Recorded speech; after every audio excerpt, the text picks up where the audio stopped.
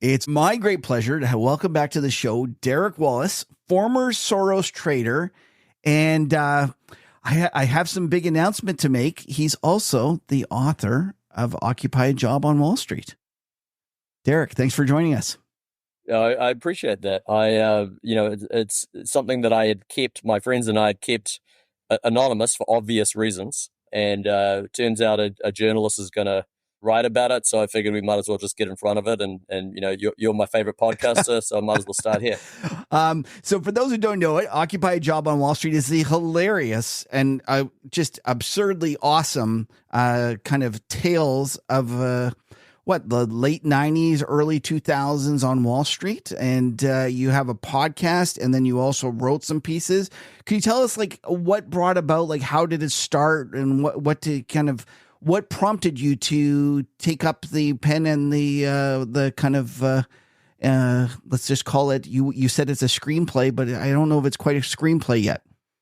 I don't really know what it is. I mean, we started off at a few of us and people that are still on Wall Street. So let's, other names will stay anonymous. But, it started off as a joke, just recording, there's this expression, salad days, which just comes from Shakespeare about it sort of started off as funny stories that we were sending around, trolling each other. And then we had someone record one, and then we shot them back and forth on email, and one thing led to another, and suddenly there's 150 episodes. They're what are they, 5 to 7 minutes long, right along outside our attention span. It's fun. It's gonzo journalism. I don't know. Are you familiar with that expression? No, but it's pretty awesome. Yeah, gonzo journalism is William S. Burroughs. It's Fear and Loathing in Las Vegas. It's spending 6 months with the Hells Angels. It's first person journalism with a touch of satire and the occasional exaggeration. All right, so tell us a little bit about yourself. For those who are interested, you can go back, and Derek's been on the show before, and actually you've also been on the show as Occupy a Job on Wall Street Anonymous. Yeah. So we've definitely had you on before, and it's always a pleasure chatting with you. Why don't you tell us just briefly about your background, where you're from, what where you spent your time on Wall Street, and what you're up to now? Yeah, so look, I'm from Australia's Canada, which is New Zealand. It's kind of the useless little country next to Australia. And I actually just came through the city in October '99 as a backpacker. Nothing but the shirt on my back. And in February 2000, a job opened up, temporary position on the Soros trading desk. I didn't know who George Soros was. I didn't know what a hedge fund was. And I landed there picking up paper tickets. And a month later, Druckenmiller blew up the firm, and I wasn't important enough to fire. So they fired everybody, and I don't think anybody knew I was working there. So that's not entirely true. George actually did come down to the trading floor and offer me the job in person, the first time I'd laid eyes on the man. And I ended up working there for 13 years. So it was, I feel like I blinked my eyes and woke up on the Upper West Side with 2 kids and a golden retriever.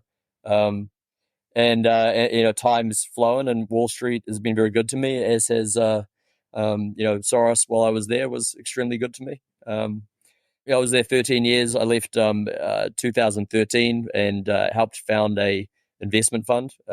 Still friends with David Steinberg and the boys that started that up. And then a year ago, I left and started up a RIA in Connecticut, and got that started, registered with the SEC, onboarded clients, and decided to sort of move on to mostly leave Wall Street and pursue other ventures, which will include a memoir of my time at Soros, I guess. So have you've decided to move on. What drove that, and what are you going to spend your time doing? I'd love to just hear kind of what you have in plans. Yeah, I mean, look, 24 years is long enough on Wall Street to some extent. At the end of the month, I'm going to be on the wrong side of 50, March 28th. And my priorities have just changed. I love 33. I'll stay involved as a partner at 33. After a year, it became clear it wasn't the right role for me. What they really needed was a CFO. So I hired that CFO in November and have been slowly transitioning my role over to him. My priority is to pass on generational advice from the wrong side of 50. So as we mentioned on the last podcast, I've been helping military veterans, raising money for them since 2005. The most rewarding part of that has actually been a mentoring program I have, which helps military veterans transition from the public to the private sector. I'd like to extend that, just see who I can help and see what comes of it. It's not a popular thing to say right now, but men are really struggling in this country. Women live 5 years longer than men. Men die in accidents 300% more often than women. If we're a patriarchal tyranny, we're an odd one, since Asian women actually out-earn white men in America right now. And I think young men, need guidance and need help, and that's going to be my number one priority. So why don't we just talk briefly about that? Because the last time you were on, you were about to go and have an event to raise money on the Intrepid. So why don't you tell people about that event, how it went? And I think if I understand correctly, you're not going to have it this year, but you're planning some big stuff in 2025. That's exactly right. So as I contemplate life over 50, one of the things that's been enormously impactful has been Jiu-Jitsu. I think I've found a military charity. It's called the We Defy Foundation. We Defy is Mike Jaramillo and Tab Stacy. They're two black belts from Henzo's, and they train military veterans in Jiu-Jitsu to get these formerly very active people active again, and as a community building. And I really believe it myself, and I believe in their mission. And so they're my priority now with regard to Veterans Affairs. The Intrepid has actually said that we can have exhibition jiu-jitsu matches on the boat.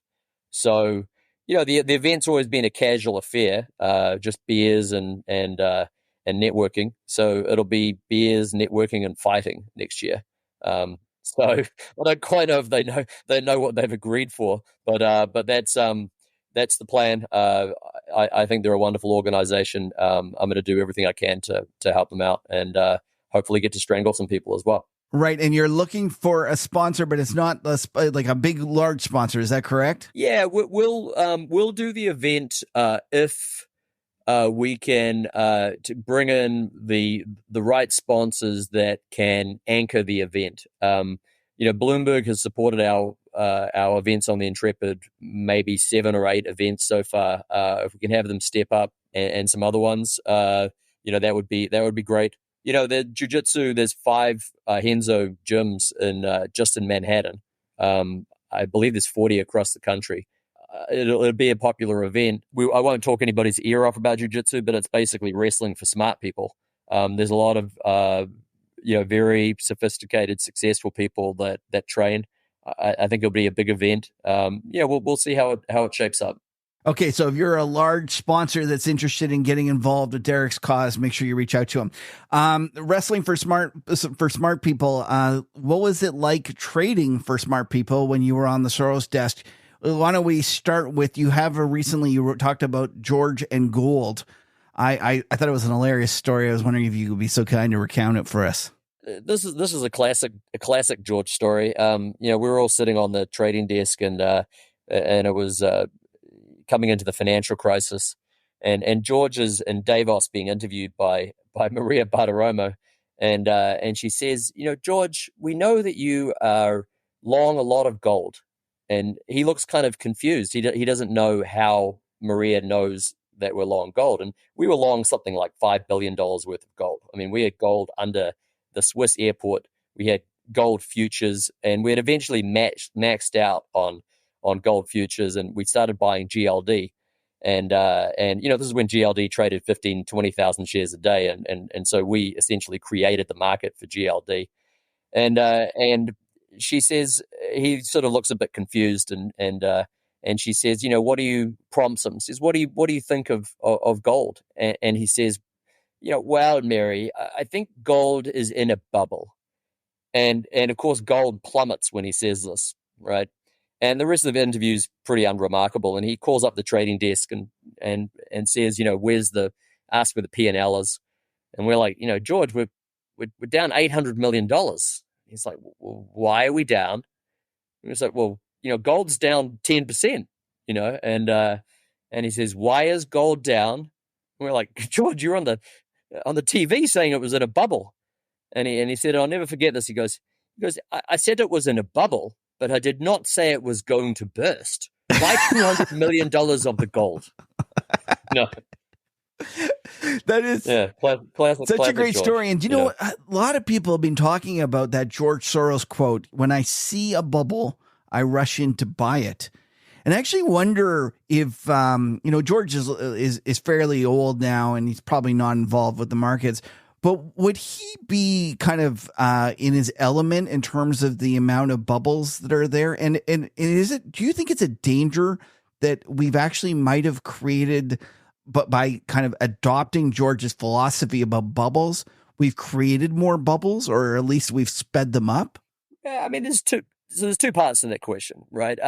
George if I relay one, and you're on my morning email list and you've probably seen this, but the George always used to say, don't sell new highs. And that, that's been good advice. Now timing is everything in life, of course, right? As to bubbles, it's a bit unclear to me that bubbles are necessarily bad. I mean, look, the internet bubble of 2000, they built out cable lines across the seafloor, right? Pets.com was a disaster and it imploded, but Amazon, eventually it was right, the infrastructure. The stupid bubbles are obviously bad. I don't know that George participated in stupid bubbles. I think that one time in the March 2000 crash was enough for him. It's hard to understand what a bubble is until after it's gone away, isn't it? Yeah, for sure. Now, you mentioned the March 2000 crash. That was the one where Druckenmiller got to the firm really long, and you said that they fired everyone except you. What was it like in that 2001? I'd love to just kind of get your kind of firsthand kind of notes on the experience. You mean the experience of sitting by myself on the trading desk doing nothing, or the honest? You were all alone. We weren't. There was actually we used to call the Soros trading desk the Star Wars bar because it was a eclectic bunch of very strange people. Okay. I would say blue collar sort of people. The kind of people who don't exist on Wall Street in the same way anymore. But no, I wasn't alone. There was a macro trader named Steve Guyhan. His name was Knuckles, because he used to come to work on Mondays with black eyes and bruised knuckles, bloody knuckles. And then there was a international trader named Eric Marks, still in the business, I believe. So be careful. Actually, they're both still in the business. So we used to call him Skid. So Skid Marks, of course. And within a year, one of the former equity traders, Billy Dalton, lives in Florida now. My personal mentor, great guy, came back to the desk, and then, George couldn't stay out of the markets long, and he was hiring people and throwing money around again in no time at all. Yeah, definitely. I see. So Druckenmiller, that's for sure. So Druckenmiller did the selling. Like it wasn't you guys that had to do the selling. Well, Druckenmiller was a CIO in '99, and he hired some unfortunate portfolio managers, to buy that bubble. Right. One of them, I remember, her name was Diane Hackler, and she was the only female stunt pilot in the world. Perhaps not the best risk manager, right? But balls to the wall, right? She used to send us photos of her upside down and prop planes and things like that. Do you think she was one of the two when he tells the story, the terrific story where he says that there was two people that were managing money, that he sold it all and then they kept making money, he couldn't take it and he went back in? Was she one of them? Oh, definitely. Okay. No question about it. Yeah, no question about it. And of course, you know what happened to the traders there. I don't know if I've ever put that into writing or otherwise, but the traders at Soros used to look at the job as really like a platform to trade their own books more than anything else. Oh, okay. And there was really only one rule, which was you can't go same day, same way. So you could buy a security and then pitch it to the firm, and then the firm could go buy it and drive the stock up, and that would be fine because you bought it first, right? But you couldn't buy it after Soros had bought it, and you couldn't sell it after Soros had sold it. So when the bubble crashed and Druckenmiller liquidated the portfolio, none of the traders could sell the trash in their portfolios. Oh. So they ended up killing themselves, right? Oh, so gosh. Crashing the NASDAQ and their personal accounts at the same time. Oh, that is... Yeah, they were restricted, you know. Yeah, all except for my mentor, Billy Dalton, who had rolled his portfolio into Long Island real estate and municipal bonds, yielding something like 12% risk-adjusted, tax-adjusted returns. Wow. So this fellow you mentioned a couple of times, why don't you tell me a little bit about him and how he took you under his wing and why he was so instrumental in your career? Billy we used to call the whitest man in America, right? and he was just, I have this sort of joke that the podcast is this composite character who's been mentored by sociopaths. And in actual fact, I was actually mentored by one of the nicest people on the street. Constantly at me to treat my sales traders better, to treat people better, to be my best self. Taught me how to trade blocks on the street, taught me, relationship management, just nothing but good things to say about him. He works with Bob Bishop down in Florida now. Just a wonderful guy. Probably, best I say is, don't say too much about him because I like him so much. All right. Now, do you have, you mentioned, one of Soros's sayings, don't sell new highs. If you could kind of have to pick, let's just say, do you think you come up with another two of your favorite sayings of his? Putting you on the spot there. The perhaps not sayings. I'll tell you another story, which is the enigma that is George. He would come and go. He would call 3-4 times a day sometimes, and then he wouldn't call for a month, and you wouldn't hear anything from him. Now over my time at Soros, I was there 13 years. I had worked for 5 CIOs, 60 odd portfolio managers. But George was a constant presence, and he hadn't called for a little while, and he called up and he said, where is the P&L trading? And we were like, well, George, we're up $50 million. And he'd say, no. Where is the P&L trading on the year? And when I started at Soros, post Druckenmiller leaving, maybe it was a $6 billion place, and when I left, it was $36 billion. Wow! And that's while wealth was transferred to younger generations and to open society and to all kinds of other areas. So the amount of wealth created was unbelievable. And so that year was an average year, and we're up, I don't know, $2 billion, let's say. And so, we say, look, George, we're up $2 billion on the year. And he'd say, okay, where are we making the money? And we said, well, your account, the big account, is up, $1.1 billion. And Sonia, that's up 700 million. He said, oh, okay. Put me on to Sonia. Now, Sonia's not a person. Right. Well, Sonia's sterling overnight interbank, index average. Right. It's a reflection of guilt. The guilt interest rate. So, it's how can you know so much about Wall Street and maybe so little? I mean, we had a hilarious guy on the desk we used to call Goose, still in the business.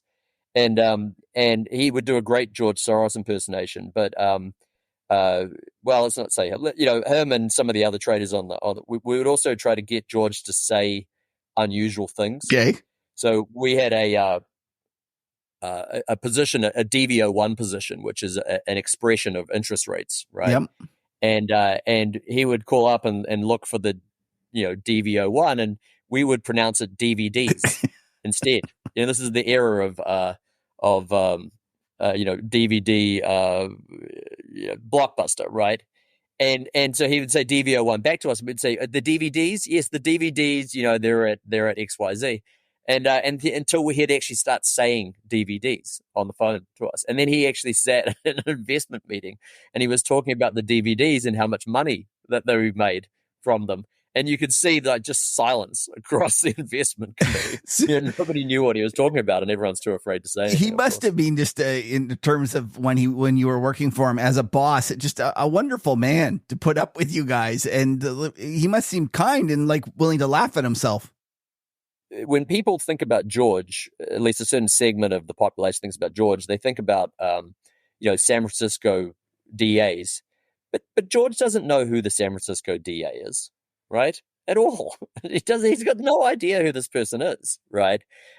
George has created an enormous charity, and the kind of people who work in those foundations donate to the kind of people who become DA for San Francisco and New York. I think when you look at George's career and life, George is 93 or 94, right? The liberal DAs should be the least of it. When I think about George, I never once heard him raise his voice ever to anyone. He helped blow up communism. How many people did communism kill in the 20th century? 100 million, right? George was integral to the fall of communism. He helped end the idiotic war on drugs, that our government launched on their own people. That's a credit. He was always a big free speech advocate. You need perspective on these kind of things. Yeah. And not only that, he knew where the DVDs were. And he knew where the DVDs were. That's right. Yeah. When you started telling the story about George and phoning in, I thought you were going to say, this line that Byron Ween would talk about. He would say the trouble, George Soros told Byron, he says, the trouble with you is that you go to work every day and you think that because you go to work every day, you should do something. And you do something every day and you don't realize when it's a special day. I was wondering, I really expected the conversation to go there. And I'm actually shocked that he was so hands off at periods. But then when something happened, would he be much more involved? And how do you think he sensed when the time was that there was so much more opportunities in the market? How do you think that he developed that? I don't know. I mean, look, you can go back a little bit. When I first came to this country, I was 20 years old. And I had come for my friend Rocky Ramundi's, you had to invent this guy, Rocky Ramundi from Tom's River, evangelical Christian who's like a New York fireman, right? And he was my best friend, and I came over to America for his wedding, and I remember coming to New York and picking up the New York Times, and you had to turn to about page 8 to get international news. I don't know if you remember that, like the old newspapers, right? It was all domestic news, and then the international section was like in the middle. So, perhaps George was just lucky that he was a macro trader in a time when there was an asymmetry of information, right? It would be sort of like being a biotech investor before the Amgen and the Genentech IPOs, right? Where there was no PDF. You couldn't share the abstracts of drugs. You had to, read them yourselves, and you'd get them in the mail. So I think that George, what matters is the compounding of wealth. Once you create some, even if you only compounded it at 5 or 10%, and of course George was compounding it many times that, it grows exponentially. But and then the other thing to think about is that if it wasn't George, ruling over the macro markets, wouldn't it have just been somebody else, right? I'm not sure, Yeah. but I find it interesting that he's able to not trade, because I think as traders, a lot of people would probably attest to this. Like it's those days when you really shouldn't be doing anything that you get yourself into trouble doing something Yeah, stupid. that's And that's that's true. I mean, look, I think the other part of George's investment, is that I don't know that George was ever that interested in money, right? Yeah, the game, yes, right. But once he had made enough money that he was, not going to have to worry about it anymore, it became about the intellectual challenge, and it's quite possible that if you're that sort of person, that you wait for pure, asymmetrical opportunities, and you wait, but when you see them, you pile all in, right? Um, so do you have examples of when you were there that you can remember when he did pile all in and you were like, holy shit, this is way too big? I mean, look, every time. I mean, all the time, all the time. I mean, I felt like, look, I was there 13 years, and I felt like George was out of the market for a year, and he would always be looking for a new CIO, someone to take over, right? And then after a year or 2 years, it was, the CIO was out, and he was back in and trading. But look, the financial crisis was a crazy time to be there. I mean, George tried to warn everybody he could that there was a crisis coming, and people ignored him. I mean, we were short Fannie Mae, Freddie Mac, Lehman Brothers, Washington Mutual, long gold. I mean, one of the things, when George found out that we had gold contracts instead of physical gold, I remember him saying, he's like, that is not good for us. The reason we want gold is because the banks, they are going to go away, right? So, he was worried they wouldn't be able to honor the contracts for gold because all the banks are going to disappear. Um, the And so the position sizes were like frightening to you. Like you were like, holy shit, I can't believe how much we're short. Perhaps I don't know that I cared, partly because, look, I was 26 when I started working there. Right. And also he had been right. I mean, I kind of cut my teeth in bear markets, right? I mean, I started in February 2000. The Nasdaq crashed in March of 2000. My nickname was the Kiwi Neutron Bomb, right? Actually, I don't know that I've ever told the story. I'm not sure if it's in a podcast or not. But one of my jobs was to look after the P&L, and we were making so much money in February of 2000 that George would call down and ask where the P&L was, and I took my job really seriously, right? And I would say the P&L is up $213,496,322.15, right? And the P&L wasn't accurate within $100,000, right? It was an old Reuters feed into an Excel spreadsheet with dated positions on, and the traders would say, "Round up, stupid! Like just say we're up $200 million." And so when the Nasdaq crashed and Druckenmiller called up, to see what the P&L was, we were down, I don't know, 925,486,130 and 15 cents. And I'm like, we're down $1 billion, right?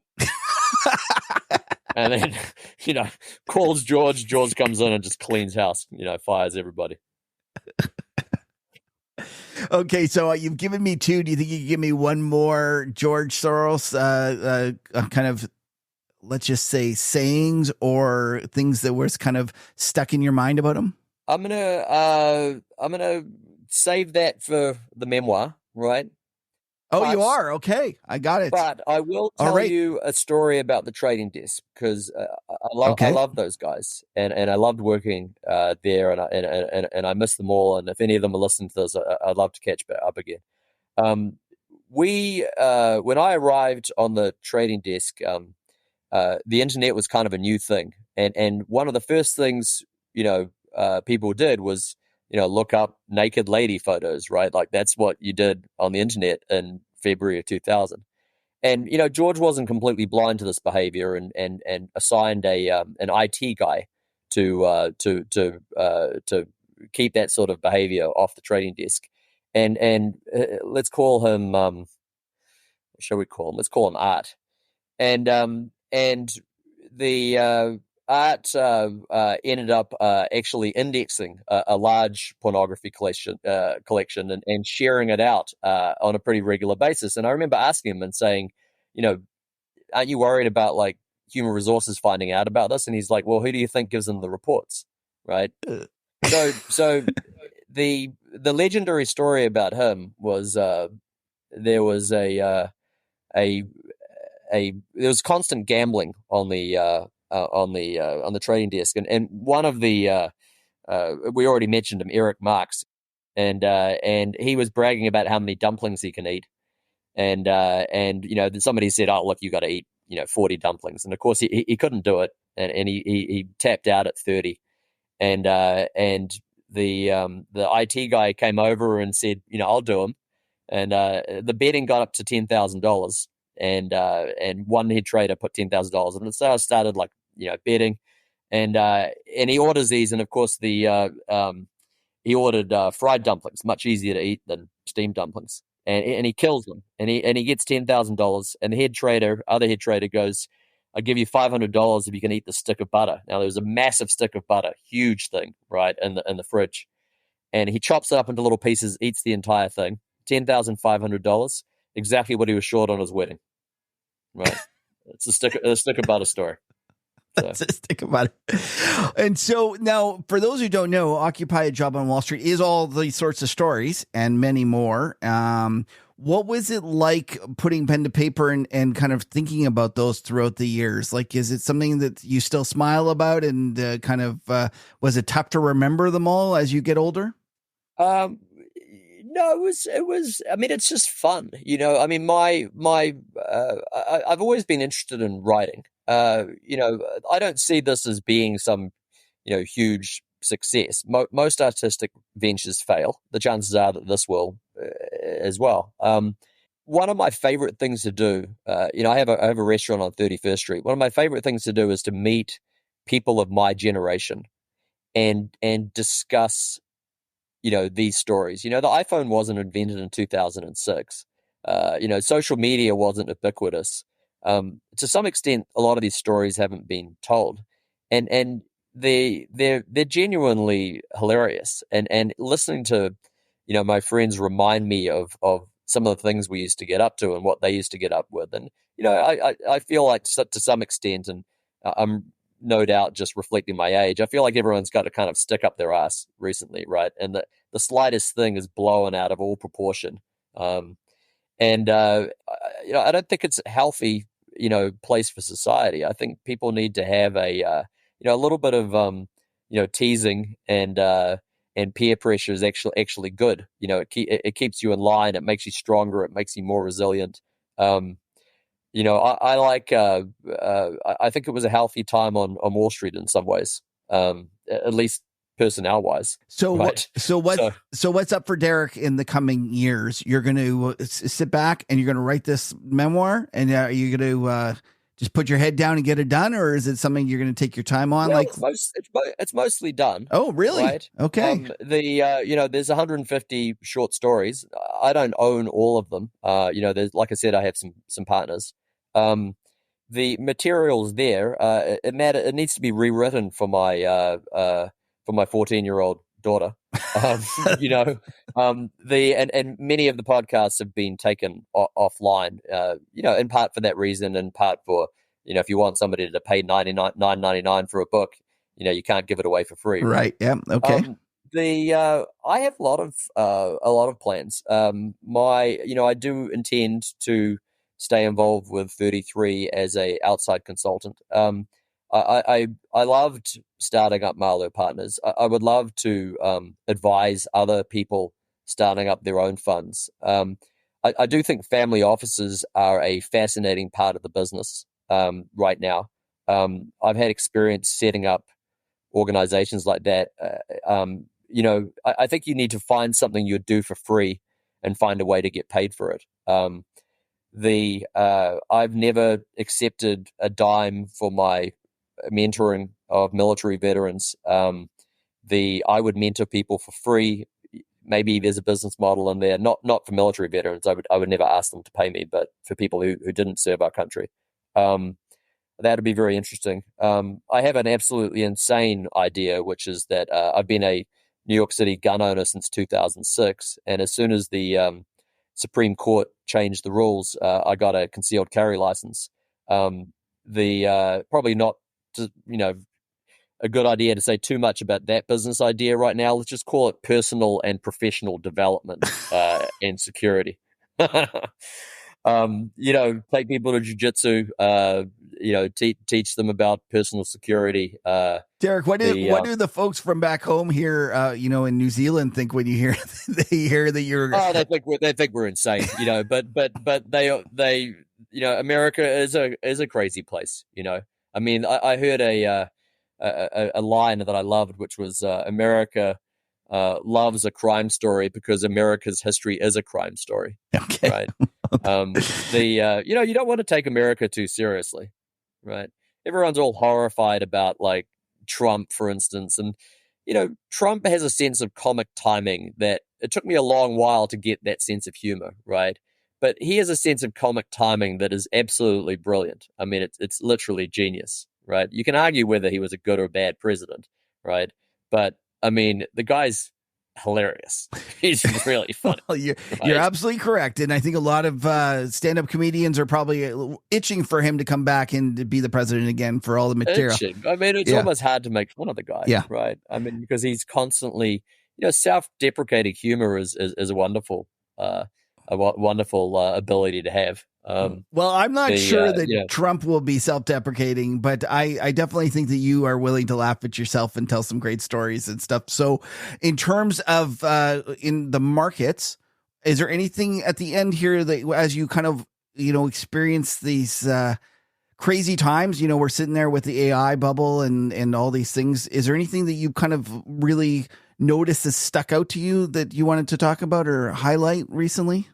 No, I mean, look, I work with a very astute investor, Eddie Zwaiter. He was COO of Soros, and sat on the investment committee, and it's been really rewarding listening to him and talk about markets and what he runs a liquid macro portfolio, very similar to how George ran his money, not as concentrated. We're very positive with Saudi Arabia. I do think that's a fascinating story. I do think that Saudi, the analogy that I thought was fascinating was when Bill Clinton was president, he was one of the youngest presidents in American history. And all the leaders in the Middle East were all in their 80s. And here's this young president in his 40s in the US. Well, now all our leaders are in their 80s. And the leaders in the Middle East are in their 30s. MBS is 37, right? And the situation has switched. And I think in a place like Saudi Arabia, they've realized you can't be a successful country if you don't utilize all of your population, right? And the ability, and that means the female part of that population. I think Saudi Arabia is super interesting. I feel like, and you're on my email list. I think that China and Europe are, facing demographic time bombs that are almost seemingly impossible to overcome.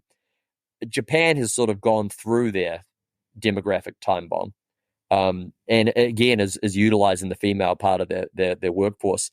I think Japan's a very interesting investment story. The AI thing is difficult to handicap. I've been laughing at the Gemini fiasco, but I wouldn't know what to do with Google as an investment. I'll leave that to the All In podcast, I guess. Those guys are hilarious. I'm not sure. I would say I would point this out. My personal account has has outperformed almost every fund on the planet. And the reason is that I haven't been able to trade it. So I've been in the Vanguard S&P fund, and I haven't bought and I haven't sold, and I have had no taxable events, and it's just appreciated over this time, right? There's something to be said for acknowledging that we're in a time of extraordinary wealth creation, and being humble enough to not to try to predict where we are in that curve, right? So I cut my teeth as a trader, but I don't trade my PA a lot, right? That's so awesome. That may change now that I'm looking at freedom for the first time. All right. So tell people, for example, you said, I'd love to catch up with some of the people that I used to work with, or if there was someone who wanted to sponsor and inquire, like, how do people get in touch with you? The easiest thing I think is just to look me up on LinkedIn. Last name is Wallis, Wallis. No matter who you are, particularly if you're a military veteran, I'm here to help. No matter who you are, you want to meet up my restaurant, have a beer, have a chat, have a laugh, I'm around. If you're interested in helping our military families, they need the help. I can, direct you to the right place. Would love to have you involved in our events. I would reach out to me. I am, going to have to deliberately extend. It's not easy at my age, at 50 years old. My network now, as I contemplate, the next steps in my life, and reach out, say hi. I'd love to hear from you. So what's your restaurant? You've mentioned it a couple of times, and you've been humble enough not to say anything, but you got to tell us. Oh, so I was one of the Tammany Hall guys, which is is a great restaurant in New York City. Well, it was a bar, right? Our current shop is Pennsylvania 6. It's on 31 between 6 and 7. My wife only lets me go there once a week, but I'm generally there on Tuesdays. We used to call it Off the Record Tuesday because we didn't want any brokers putting their credit cards down, so it was cash only. And it wasn't because anything nefarious was going on. It was like we just didn't want people calling up the next day and saying, "Wow, I spent $1,000 at your bar." So I like it. Yeah, Off the Record Tuesdays. We're generally there on Tuesdays. Come on by. That sounds great. Well, Derek, it's been a real pleasure catching up, and all the best in your new endeavor. And I'm looking forward to reading the book. It's great. I appreciate the opportunity to be on here, and always good to talk to you, and I love reading your stuff. Thanks. Take care.